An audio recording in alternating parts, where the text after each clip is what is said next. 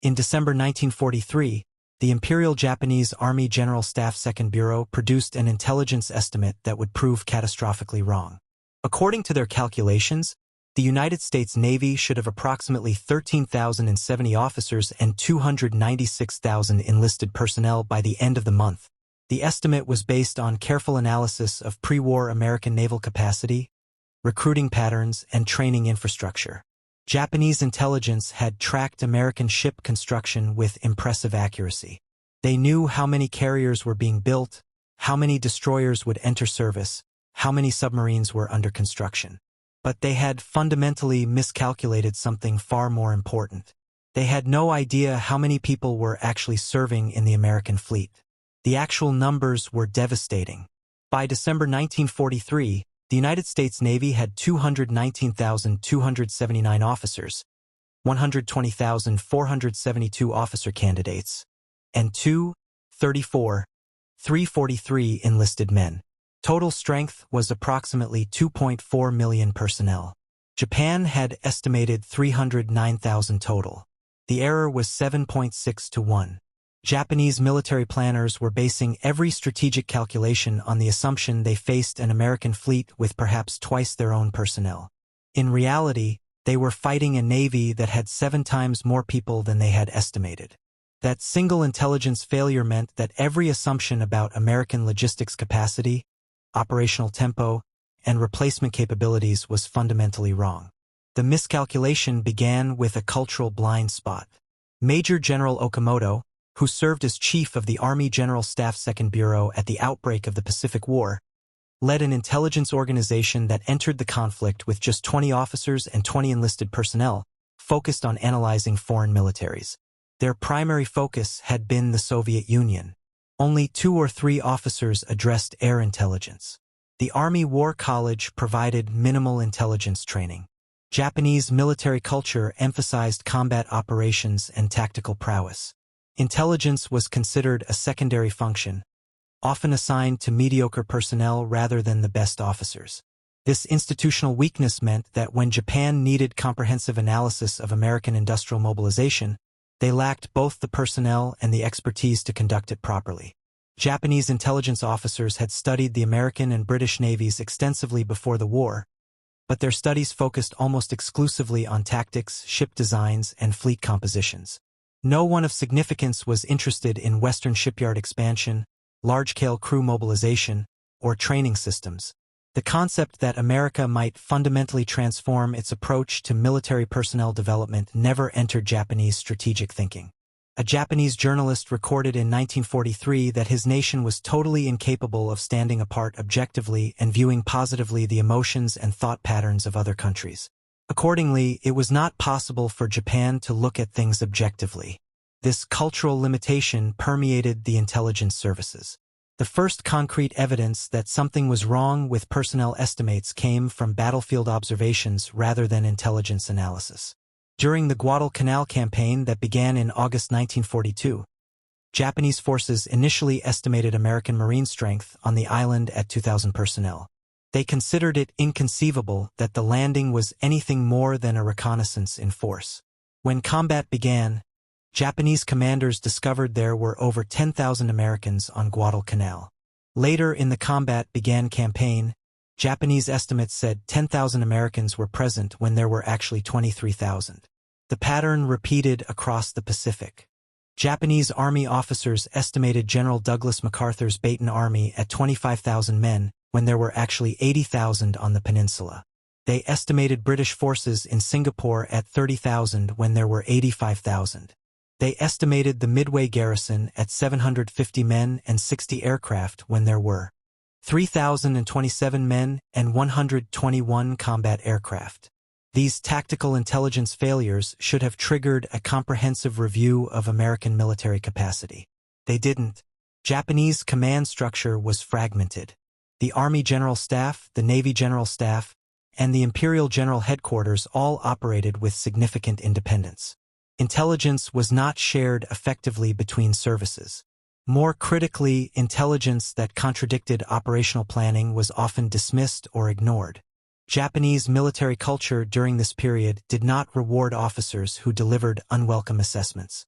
The emphasis was on fighting spirit, tactical excellence, and offensive operations. Suggesting that the enemy was far stronger than estimated was seen as defeatist. What Japanese intelligence missed entirely was the scale of American training infrastructure. On December 7, 1941, when Japan attacked Pearl Harbor, the United States Navy had approximately 6,000 recruits in training at Naval Station Great Lakes near Chicago, Illinois. This single facility built on the shores of Lake Michigan, hundreds of miles from any ocean, would become the primary production facility for American sailors.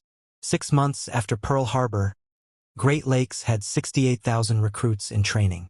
By September 1942, more than 100,000 sailors were training there simultaneously. The base expanded to 1,600 acres.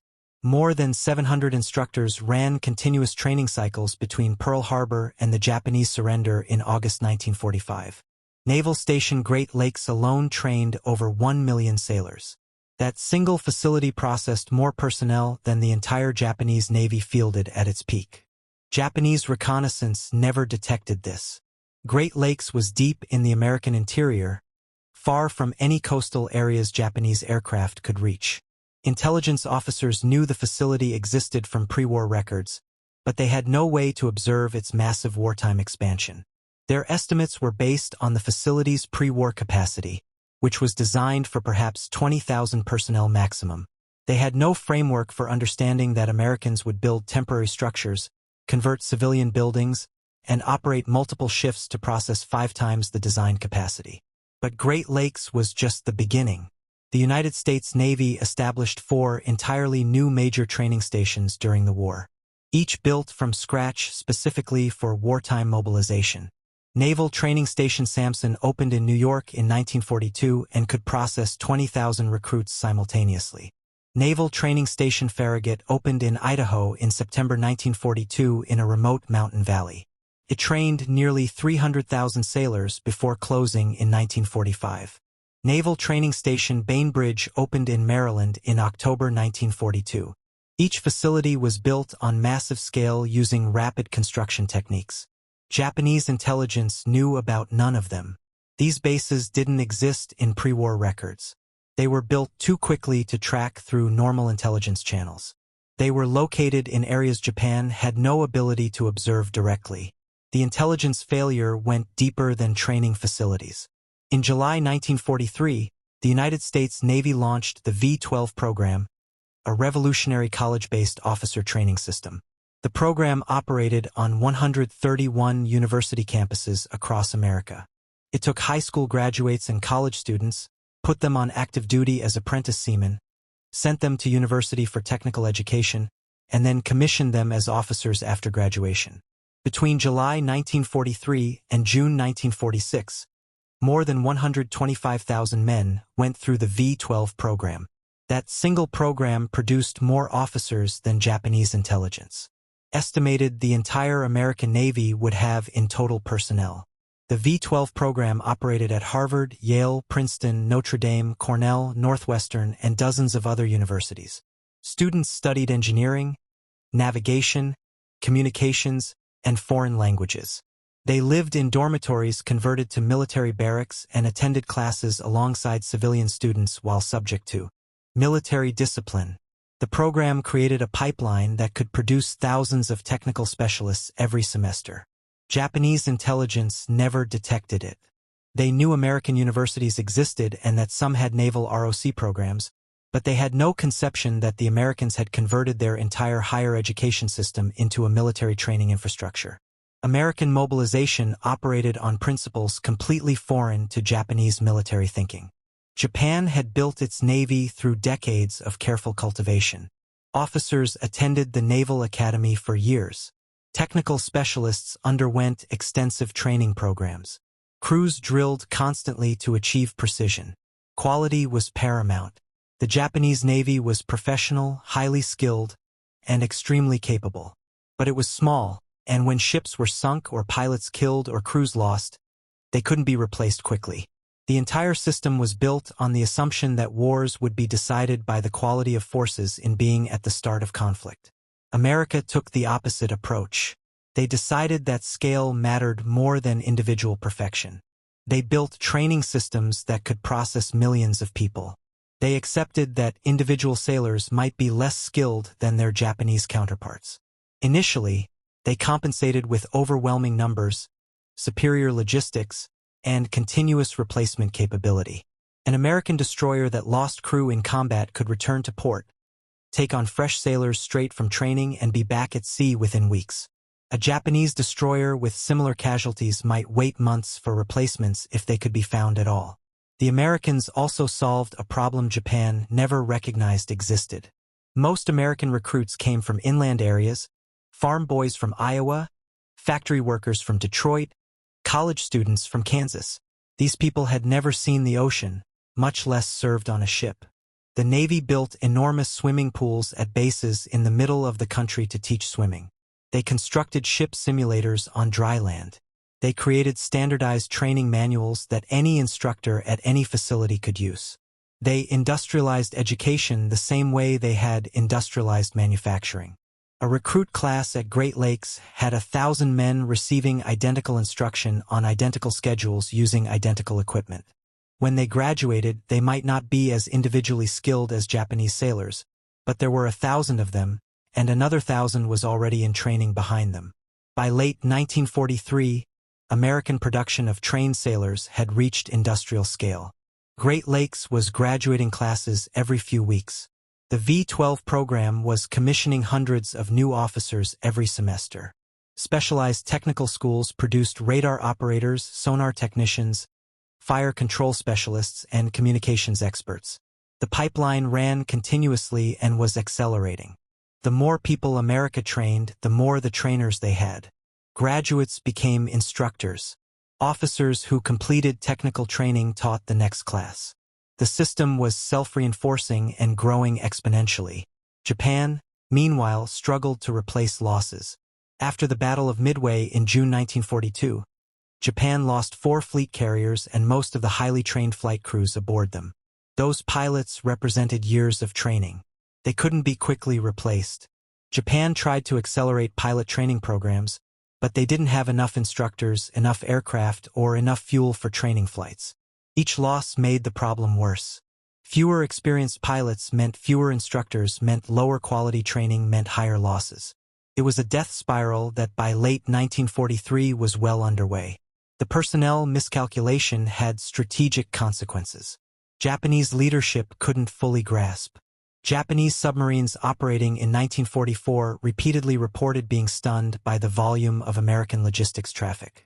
They would sink supply vessels, tankers, and troop transports. American convoys would just keep coming. More ships, more supplies, more people. Japanese submarine commanders couldn't understand where all the crews were coming from. The answer was simple. They had trained over 2 million of them, but Japan still thought they only had 300,000. American prisoners of war, interrogated by Japanese intelligence officers, often mentioned the scale of American training programs. They talked about bases with 100,000 personnel, training centers processing thousands of recruits every week, university campuses filled with men in naval uniforms. Japanese interrogators thought these statements were exaggerations or propaganda. Nobody could train that many people that quickly. It was impossible. Except it wasn't. It was just impossible within the framework of how Japan understood military organization. One documented case illustrates this disconnect. After the Battle of Midway, the Japanese captured several American aviators. During interrogation, these prisoners described training facilities they had attended. The scale they described seemed absurd to Japanese interrogators. They reported training classes with hundreds of students, facilities that could house tens of thousands of personnel, training programs that took civilian recruits and turned them into pilots or sailors in a matter of months. Japanese intelligence officers believed the prisoners were inflating numbers to deceive their captives. The idea that America could actually operate on that scale didn't fit Japanese assumptions about how military training worked. The turning point where the personnel disparity became undeniable was the Marianas Campaign in June and July 1944.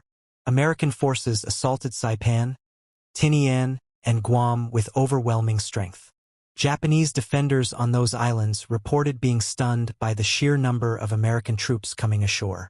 Wave after wave of landing craft, thousands of Marines, continuous naval gunfire support, air strikes that never stopped. Logistics that kept flowing no matter how much resistance Japanese forces offered. Japanese commanders on Saipan sent desperate messages to Tokyo, describing the assault force as enormous beyond anything they had anticipated. After the Maranas fell, the Japanese Naval General Staff finally commissioned a comprehensive review of American military capabilities. The review, conducted in September 1944, concluded that previous estimates of American personnel strength had been significantly incorrect. Based on operational evidence, intercepted communications, and analysis of American logistics observed in combat, the review estimated that United States Navy strength was approximately 1.8 to 2.2 million personnel. This was nearly 6 times higher than estimates that had been in use since 1942. The review recommended immediate revision of all strategic plans to account for dramatically higher American personnel and logistics capacity. The recommendations were never meaningfully implemented. By September 1944, Japan had already lost the decisive battles of the Pacific War. The combined fleet had been shattered at the Battle of the Philippine Sea. American submarines had devastated Japanese merchant shipping. The strategic situation was effectively hopeless. Knowing that the Americans had 2 million sailors instead of 300,000 didn't change the fact that Japan had already lost control of the Pacific. The intelligence failure had consequences, but those consequences were already locked in by the time Japanese leadership acknowledged the scope of their miscalculation. The institutional factors that caused this intelligence failure were deeply rooted in Japanese military culture. Intelligence officers were not highly valued within the military hierarchy. The most talented officers went to command positions or operational planning roles. Intelligence was seen as a supporting function rather than a critical capability.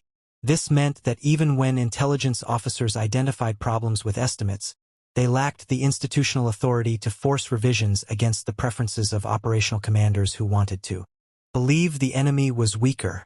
Additionally, the Japanese military services operated with significant rivalry and limited coordination.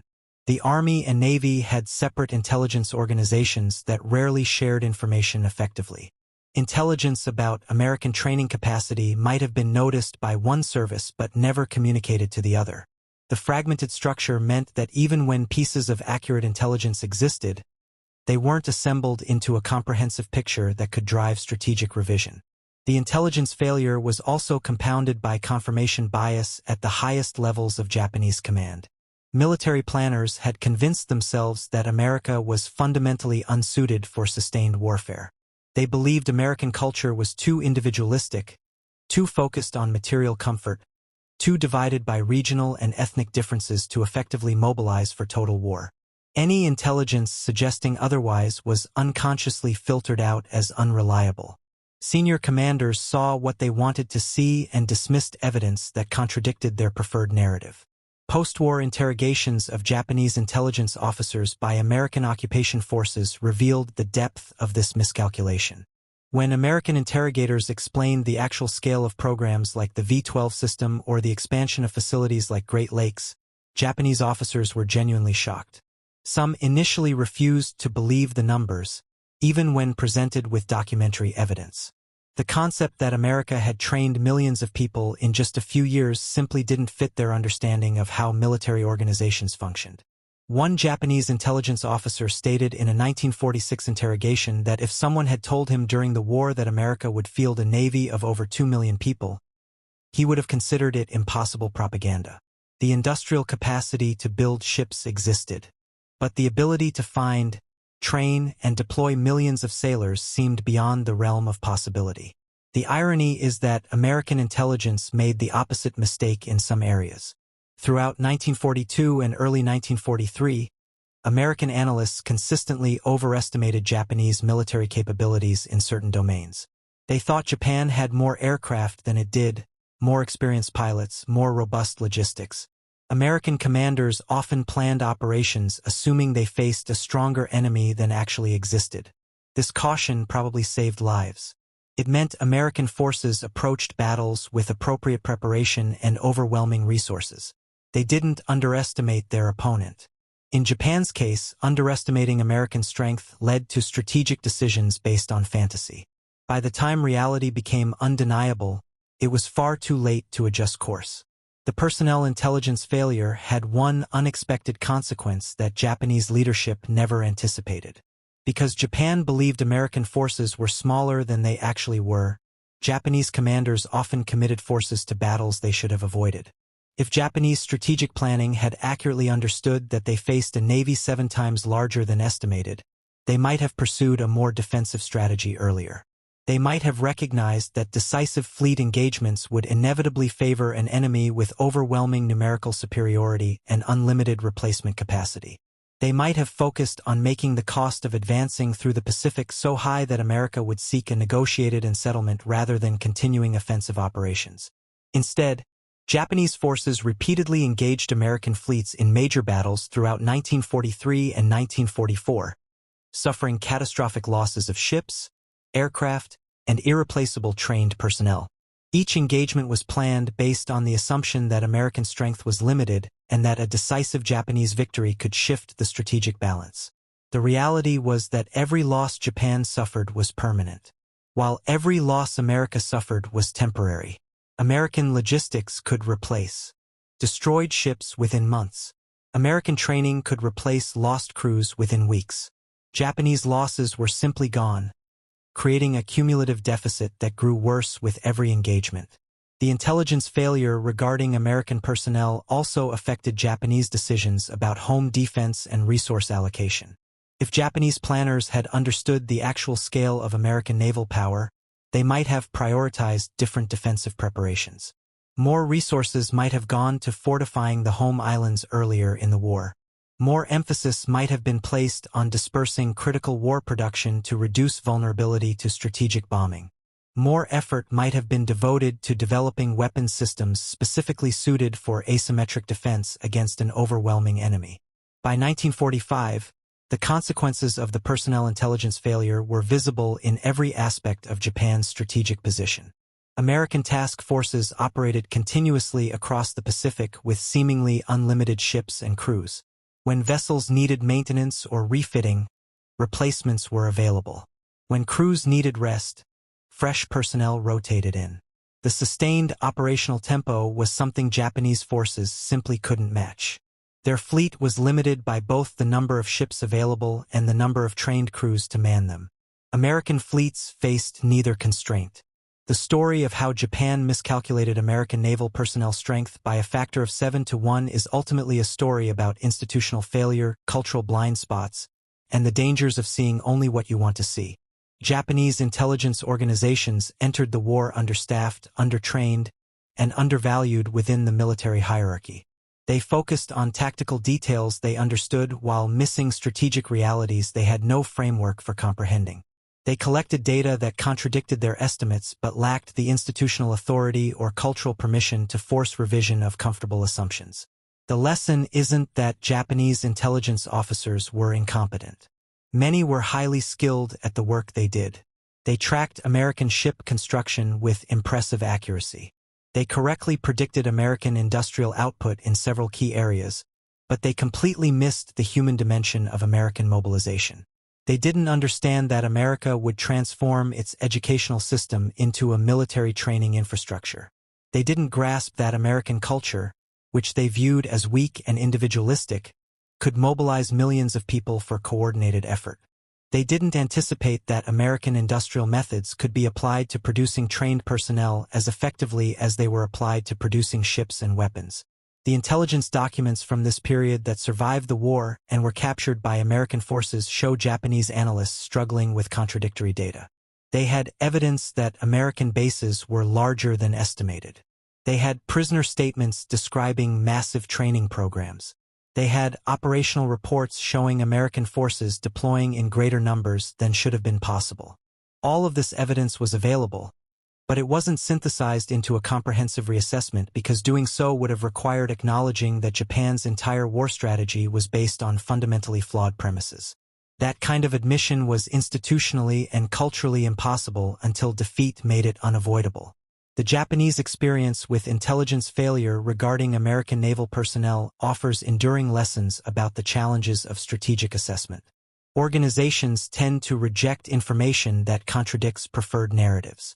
Cultural assumptions shape what evidence is considered credible. Institutional hierarchies determine whose analysis gets heard.